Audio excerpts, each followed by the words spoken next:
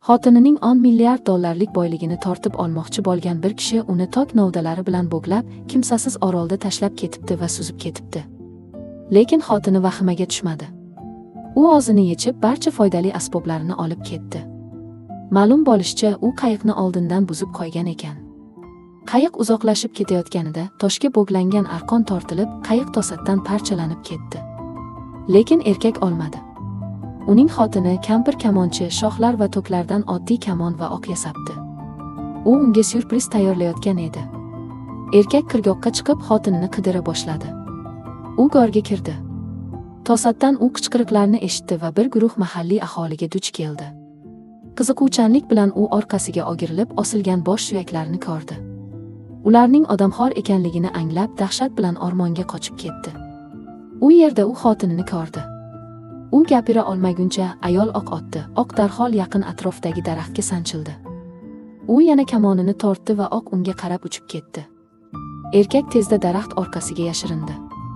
Ayol toshga halokatli sakrashga tayyorlanayotganida, u yerga yaqin shoxni olib, kamonchining hujumini qaytarishga urindi. Xotini yetib borguniga qadar erkak allaqachon o'rmonning tubiga qochib ketgan edi. Ertasi kuni u xotinining boshiga urmoqchi bo'lib, tayoq bilan unga yaqinlashdi. Yaqinlashganda tuzoq qo'ydi va teskari osilib qoldi. Uning qichqirigi xotinini uyg'otdi, lekin shu payt qadam tovushlari yaqinlashdi. Ayol tayoqni yerga tashlab qochib ketdi.